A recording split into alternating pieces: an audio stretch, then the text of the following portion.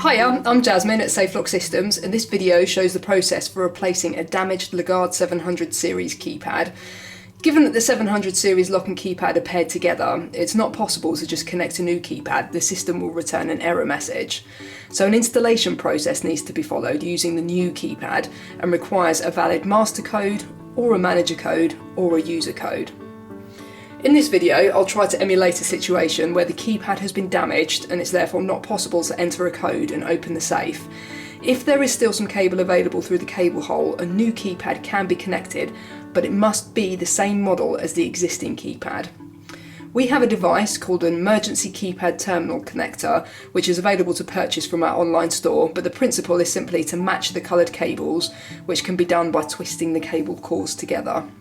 So here we have a 702 lock system where the keypad has been damaged, but we do still have some cable available coming from the cable hole there. And so if you're using our emergency keypad terminal connector, you first of all need to remove the outer sheath and then bare back some of the copper on each of the coloured cores and twist up the copper so that you've got something easy to grab onto with the emergency keypad terminal connector.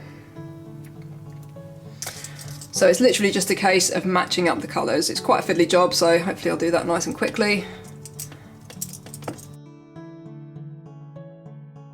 There we go, they're all happily connected together, and so at the other end of that cable we have a port into which the keypad cable, the cable from the new keypad, can be plugged. Because we're using a lock system that's been powered from the inside of the safe by a battery box, you'll see that the keypad starts automatically. But if you're using a keypad where the batteries are housed actually in the keypad themselves, then you would obviously connect up without the batteries connected and then insert the battery tray.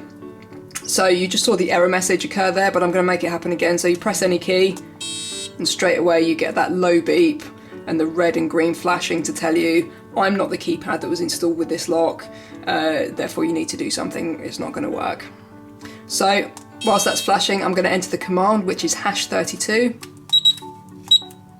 and then enter a valid code. So I'm going to enter a user code, which is 02, and then the code is 1, 2, 3, 4, 5, 6. Press the enter key, and that's been accepted. You've got the triple green flash and beep, and so I'll now test that code to make sure that it opens the lock.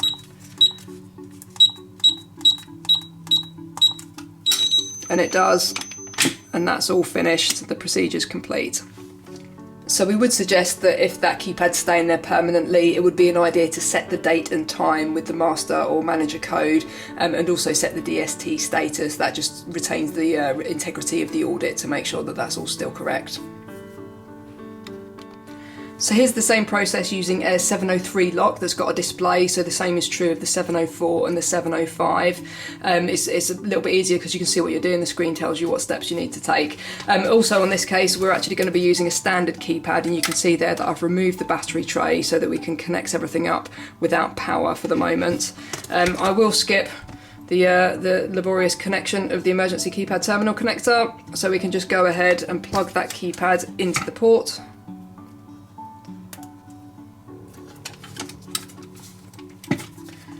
And then we'll just pop the batteries in and we'll see what happens with the lock system.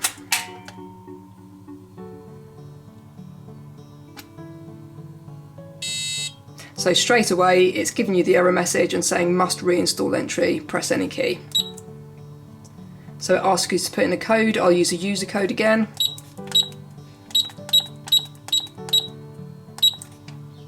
And then you need to scroll to yes when it asks if you want to reinstall, and then press enter, and that's reinstalled it. So it says performing system reset. I think it actually means that it's just reinitializing. So let's put in a code so that we can test that the lock works. There we go. All done, no problem, but again we would suggest that the date and time is set using the keypad and the DST status as well.